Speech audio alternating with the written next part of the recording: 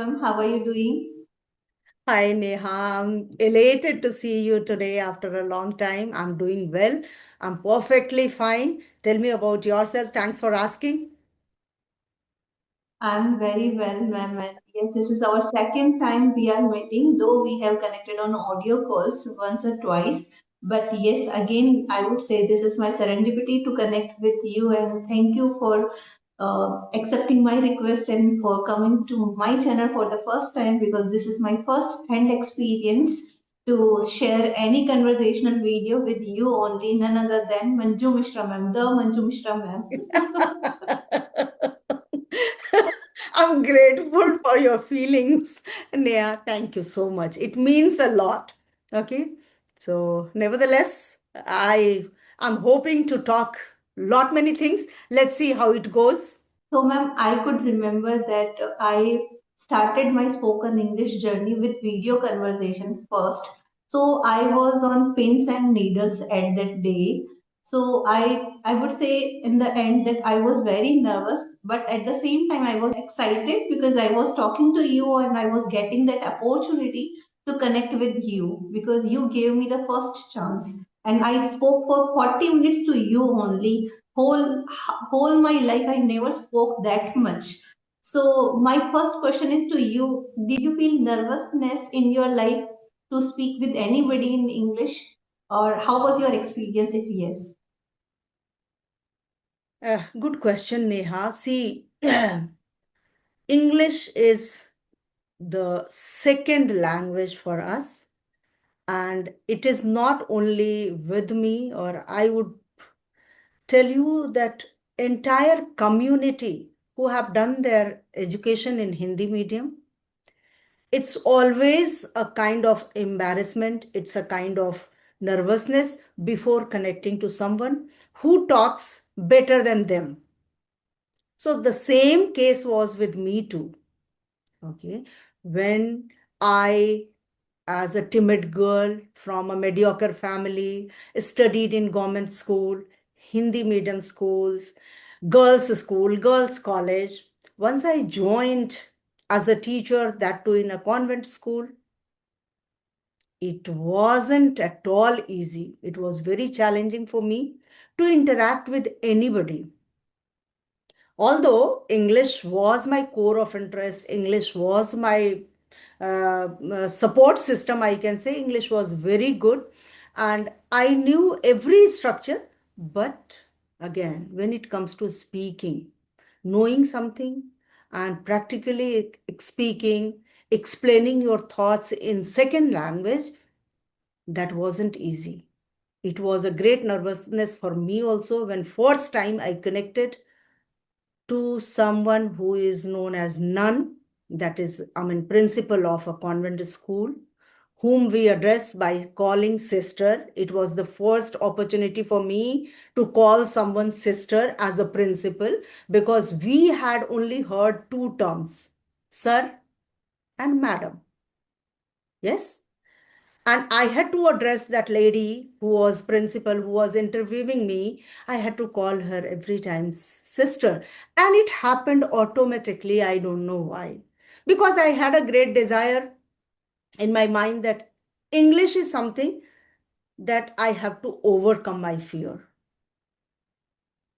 Yeah. Because you look confident when you speak in English, you look smarter when you use this language.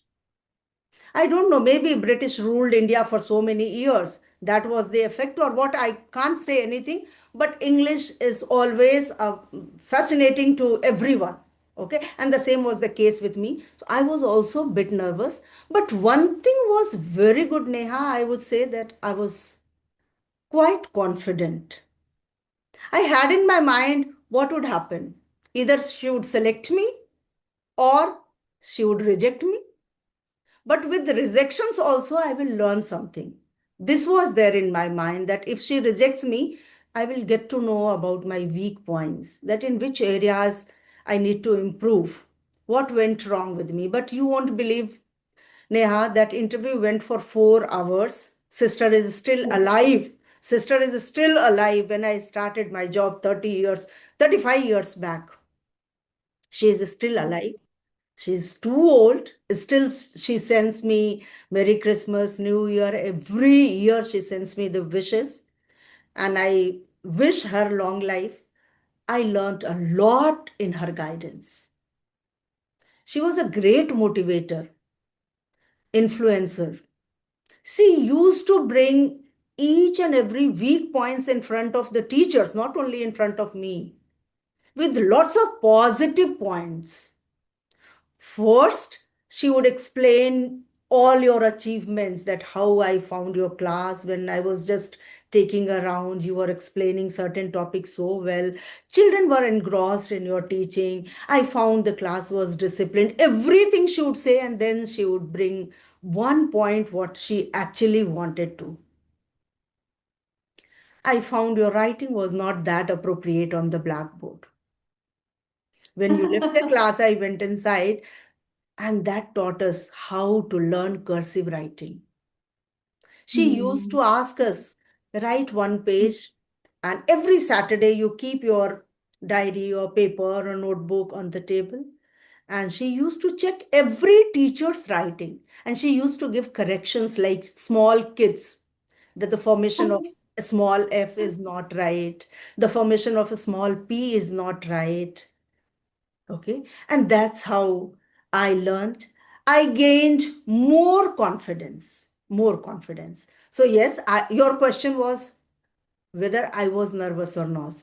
Today also, I get nervous. Today also. It's not easy. Like, even you also told me that, ma'am, join.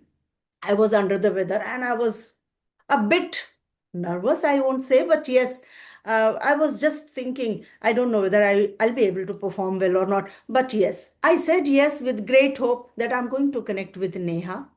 Neha would not judge me.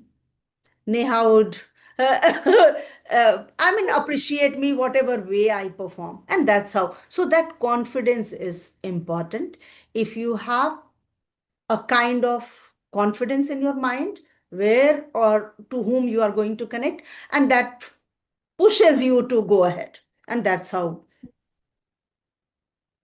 So Mm. all in all, we would say that if we start connecting with people, we start teaching or we start speaking. So by the passage of time, we can overcome the fear of or nervousness of speaking English. But somewhere it will be there, but we can hide this with our confidence. Yes, yes. And that is not only with English.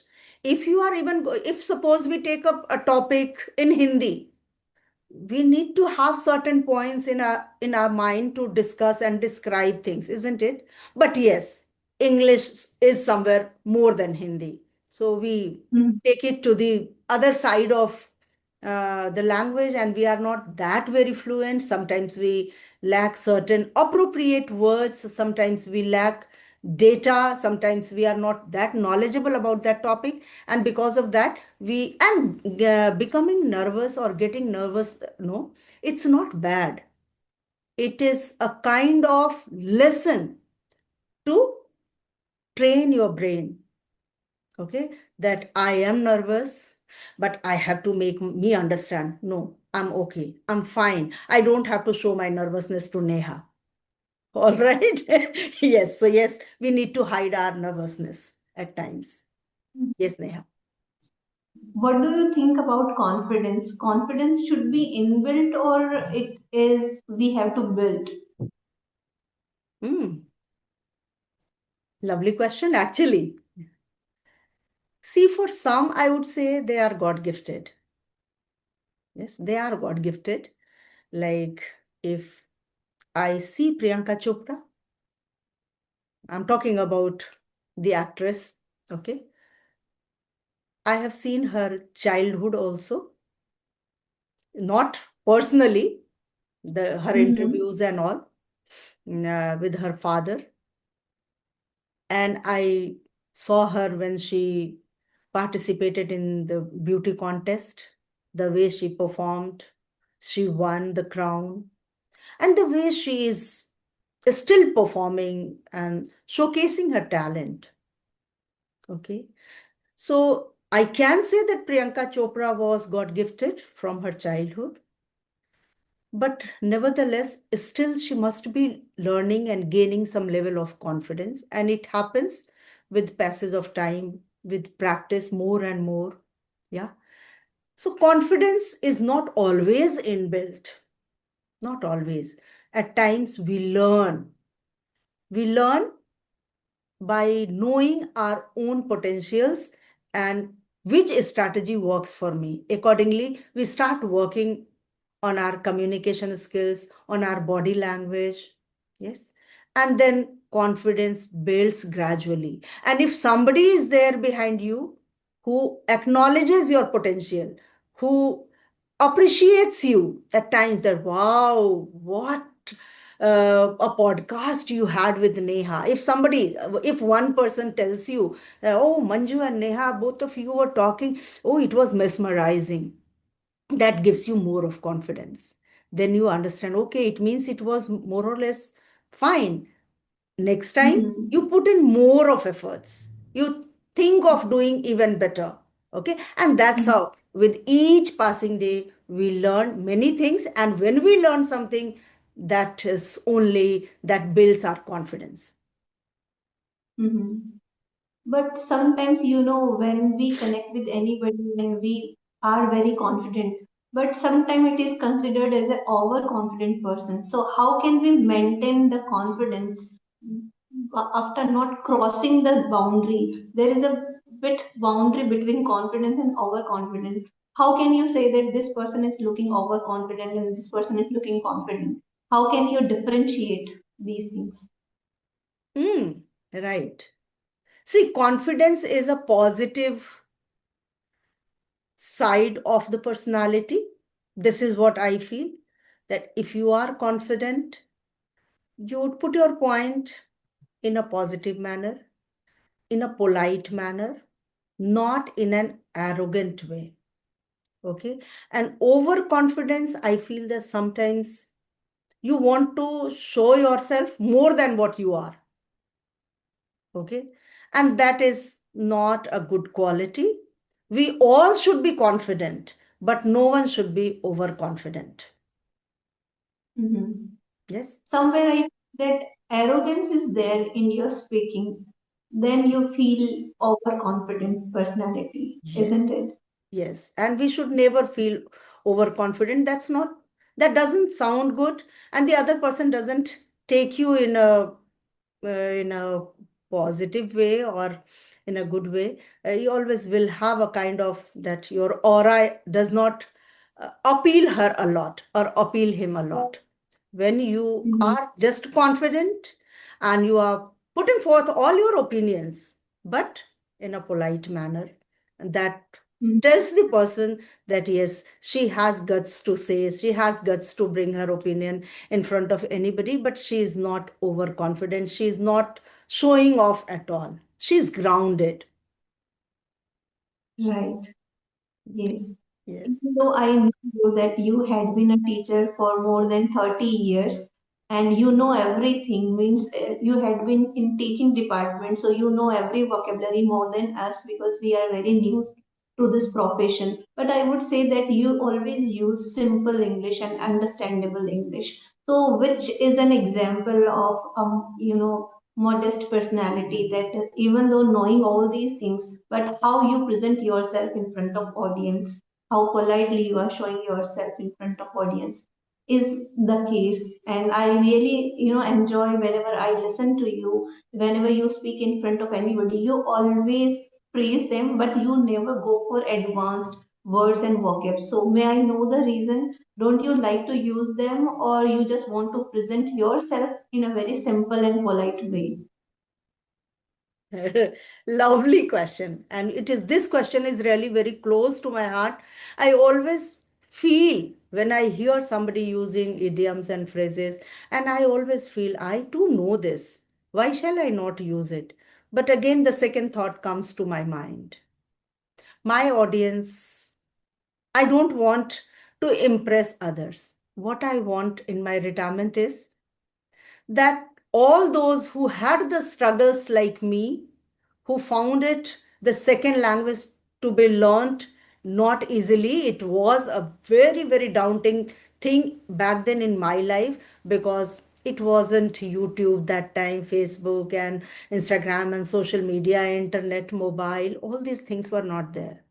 So, what a struggle I had. I don't want my learners, my viewers, or those who are beginners, those who just want to indulge themselves in this learning journey. They should be petrified to listen to somebody, oh my God, English is this heavy? I can't do it. So, I always Mm. feel that let me use such a simple or simplest English that every person can understand me, because we all have studied English at least class till class 10th. So understanding English is very much there in all of us. Only we struggle for speaking. But while speaking, if we start using advanced words, it is fascinating, undoubtedly. And we all know want to impress others too. But my aim is that what I speak, everyone should understand. And because of that, I use simple English. And more than everything, I feel that beginners should always find it easier to start their journey. अरे ये English कुछ नहीं है यार, ये तो मैं भी बोल सकता हूँ, इसमें क्या है, वो सिर्फ सिर्फ वर्ड्स को अरेंज कर रही हैं, कुछ तो ऐसा मुश्किल नहीं बोल रही हैं. Okay, so that feeling should be there in everyone's mind, because I can work on YouTube maybe how many years, 10 more years. More than that, I can't work. Yes, I started my YouTube channel in the year 2022. Okay, people now, you see the children of somewhere 7 years, 8 years, 9 years, 10 years, 12 years, school going children, they have started their YouTube channel. And somewhere those who are going to college, their channel is somewhere having more than 1 million subscribers. But I started quite late. My aim was not to become a YouTuber. My aim was to share my experience, the struggles, the learning lessons, how I grew bit by bit, how I learned bit by bit. So, if the person, whoever is going to watch this video, they would certainly get to know that a Hindi medium, okay, Manju ma'am was a Hindi medium student and she's able to speak English.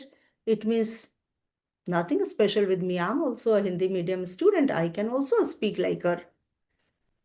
And once they become like me, then it becomes easier to become like somebody XYZ, like maybe pro speakers, native speakers. They can't be native speakers, but they can be somewhere close to native speakers. So, as you are a grammar teacher, and I know and I'm sure that you have been asked this question again and again, that is grammar important to learn this language in beginning stage?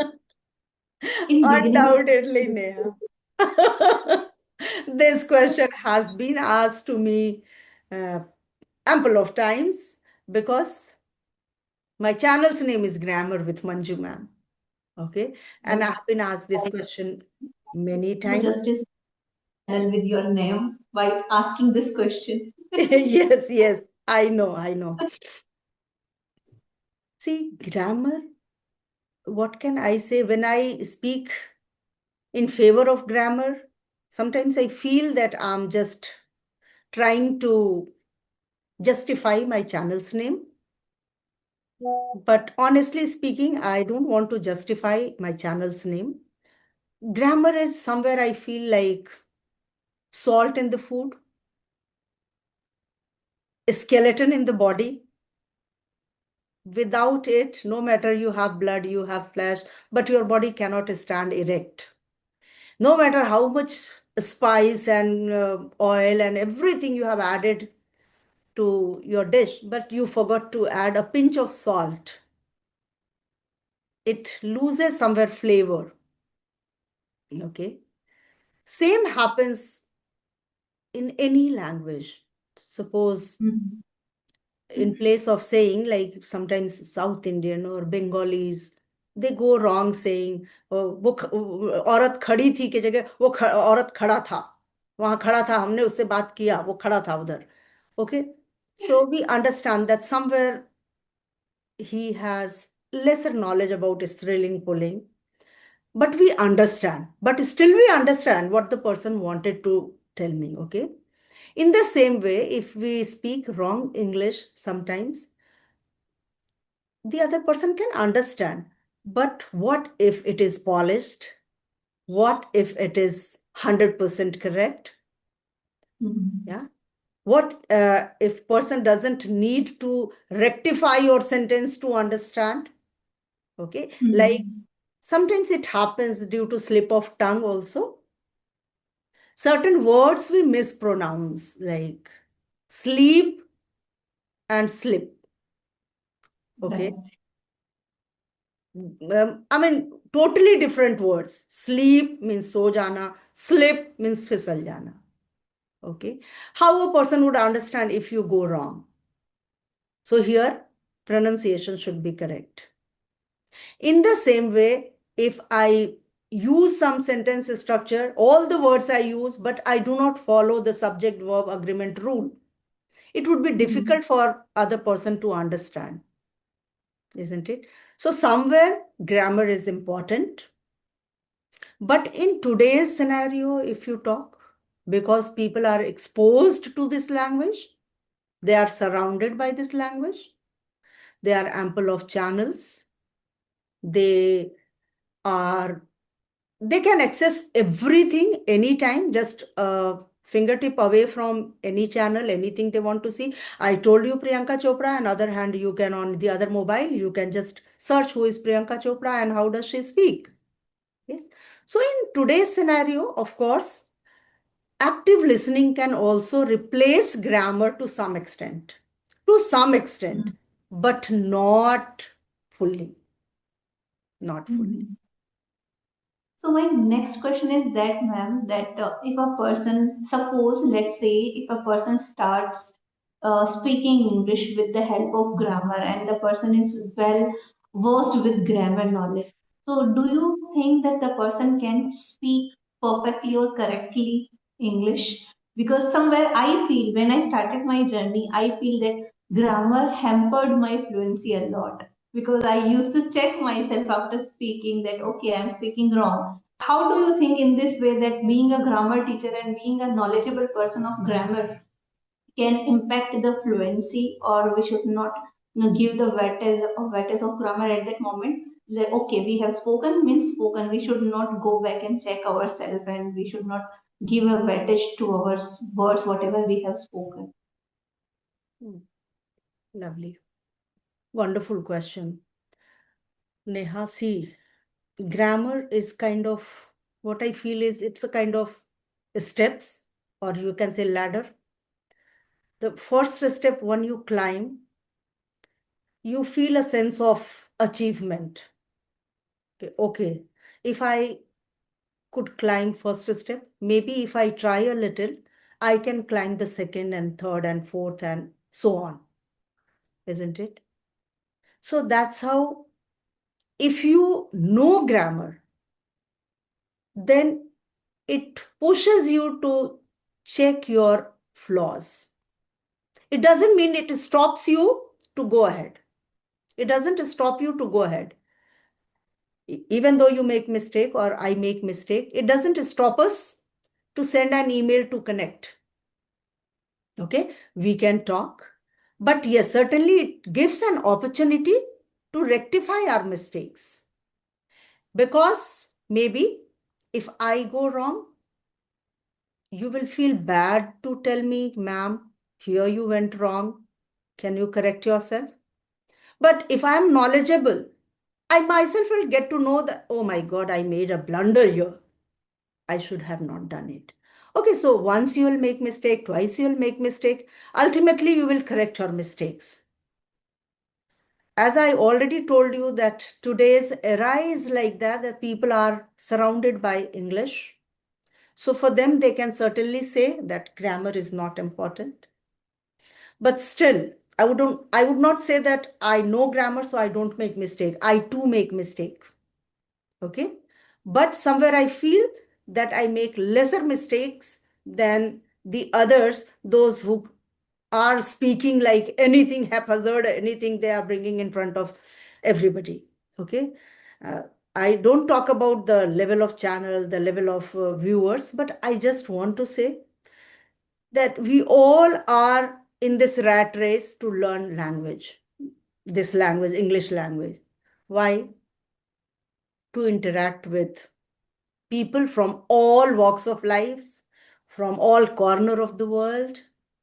If given the opportunity to go to Japan, to go to Australia, to go to Switzerland, we should not face embarrassments there. So language is important. It is not only because you have to go abroad, rather if you have to go to your child's school, English is important.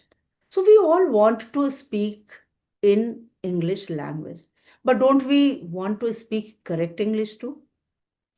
Don't we want that I should not speak something in my child's school and the teacher feels that, okay, so and so's mother doesn't know English much? We all want to influence that, yes, English is just a language and I can also speak in English. So, for that sake, to speak correct English, easy English, perfectly okay. But wrong Mhm. English, wrong any language, I would say that if we get a little assistance of grammar, would certainly be great help and we can refine our language. Mhm. Yes, but speaking comes by speaking. Your question was that if we know grammar, can we speak fluently? Again, a big no, a big no. You can't speak English until or unless you try to speak. And where to try? We can't try in the family, we can't talk to our children, we can't talk to our maybe friends also, because we are always comfortable in our own safe zone. Hindi is always, it we feel that, oh, we are able to express in a better way, and we don't want to talk in English, and for that sake people have joined many applications, many groups, and many more things. But certainly everybody's desire is to speak the correct English. Yes. So for that sake, correct English, but keep on speaking. Improve your mistakes, correct your mistakes, rectify your mistakes. But just for the sake of perfection, don't stop speaking. Okay. Right. Yes. Both Mhm. are, two sides of a coin. Yeah. You can't leave any one of them. Both of them are equally important to learn a language. Mhm. If I keep aside English and anything, if I ask you who Manju Mishra ma'am is, means if you have to speak about yourself in 5 words, right, about your personality. So what will be the 5 words about you who explain about you that okay, she is that woman? I think this the other people describe me better, but still, Neha, your question is a valid question. If I describe myself in 5 words, okay? So the very first word is I'm very diligent, and that shows in my work that in my retirement, although I get pension, although my children are well settled, but still I'm working. So the very biggest quality I feel in me is my diligence. So I am a diligent person. Second thing, I don't know whether it is my quality or my demerit, but I'm more than polite. Okay. Sometimes I face the consequences also, but still I'm a polite lady. Thirdly, I hate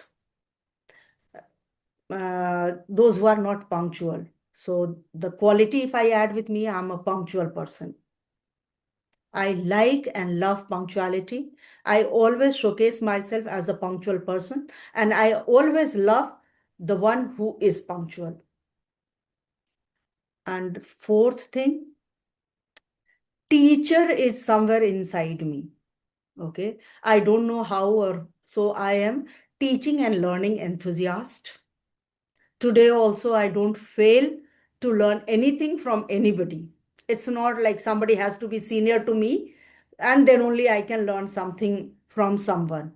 I don't mind learning from anybody. Yesterday I put pickle of red chilies, and I asked my maid also. Either how do you which spices do you add when you put pickle? Okay. So it's a kind of, and I'm always curious to help others. I don't mind helping in any field, in any era, to anybody.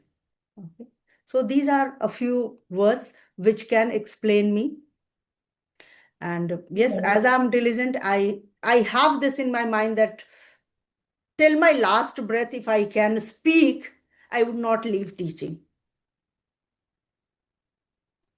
So, as you are a teacher and you are very punctual on time, did you face any consequences of your punctuality? Any student you felt that okay, he should be or she should be there on time to attend your class and he wouldn't there, and you had to face a lot of struggles to make or made them understand that I am a punctual person and you should not behave like that. Without any information, they took a French leave, I would say. So, had you felt any kind of problem because of your punctuality? I would not say, Neha, that I faced that kind of problem because, as I already mentioned, I don't know in this video or previous video, that I taught only and only in convent schools. So I would certainly tell you, Neha, that the this discipline part of convent schools are somewhere on the topmost priority of all the teachers, all the management. So I didn't face this kind of problem from my students because they were stopped at the gate itself if they were late. Okay. They Mhm. would not permitted to enter inside the campus if they were late, so that the parents could learn. Okay. That if tomorrow also I take my child late, probably I will feel the same embarrassment. So that I never felt. But yes, your question was discipline, no? Punctuality, punctuality. Yes, punctuality. Your classes, not from your school, because this is your freelancing job, spoken English classes. Okay, you are So, talking about my recent job. Oh, okay. I'm really fortunate enough. I have been teaching for past more than 3 years, and I have taught somewhere nearly 500 students, more than that in these 3 years. Okay, but except one homemaker whom I taught, she took the leverage of my punctuality or something. She was not serious about joining on time. And because of her, at times I was delayed for the other work, and I was not able to join the other student on time, or somewhere I had to disconnect her class before time. So, something like that. I just faced once. She was a homemaker. She would get to know the name also. No worries. But finally, I made her realize that, see, what you are doing, your children will learn the same from you. Be punctual. You mhm, need not to teach your children how can they become punctual, because they imitate their parents a lot. So if you are mhm, punctual, probably they would become punctual. But my students, even today also, like all my students are very much punctual. If they are not able to attend their classes, they drop me a message at least an hour before that, ma'am, today due to meeting or due to something, I won't be able to join the classes. I didn't really face these kind of problems so far. I don't know what's going to happen in upcoming days, but till now, my students are very obedient, very disciplined, because they are working people. Somewhere they are also bounded by their own work. They also have to go to their office. Somewhere, some of them they join classes during the lunch break. Somewhere, some of them join before going to office. Some of them join after coming from the office. So all of them, they have their own restrictions actually. So they are quite mhm. punctual. I didn't face any such kind of problem so far. Ask, okay. So, ma'am, I'm very curious to ask this question to you, and spur of the time, this question raised in my mind that as you are considered as a grammar teacher, So how do you teach your students? Do you take a help of grammar, or do you find the student that, ma'am, I don't want to learn this language or speak this language through grammar. So please come up with another pattern who can make me understand and who can make me speak this language. So what are your strategies towards different students? I'm very curious to know about. Yes, Neha, because all those students, those who are taking classes at present, they are learning for the sake of a spoken English. They are not learning for the sake of grammar. But undoubtedly, in the process of teaching spoken English, I need to touch the grammar topics as well. When they go wrong, how can I make them understand? It's not that each and every sentence I need to correct them, and that's how they will learn. What I do is, if they spoke something wrong, like maybe he didn't went, so in place of simply correcting the sentence he didn't go, I give them reasons. Now, why? And once the logic is clear, the grammar rule is clear, then probably it's not only with go or went they will go wrong or they will correct it, with all the upcoming verbs, what they are going to use, maybe they would not make this kind of mistake. So certainly I touch grammar as well, but more than grammar, I focus on spoken English. I give them opportunities to speak a lot, seeing their level, whether they are at the beginners level or maybe intermediates. So I give them certain topics. I give them liberty to speak. I respect their opinion, whatever they speak. I note down certain mistakes. And at the end of the class, or if they ask in between, I just give them certain corrections, some better words that, yes, you spoke this word. I too use the same word, but you can use the alternative word, because you are not going to stick to my level. You have to go a long way. Okay, so I always want to see my students somewhere beyond me. Right, exactly. So, what are your patterns? Because each and every day come up with new topics and come up with new strategies is going to be a very daunting task. So, what are your strategies to use to make them speak every single day with new and with with a creative way, so that they will never feel monotonous with this English or teaching part? So, how can you make the things very easy for them, that they are not thinking in a way that they are coming here to learn English, they are coming here to talk with you?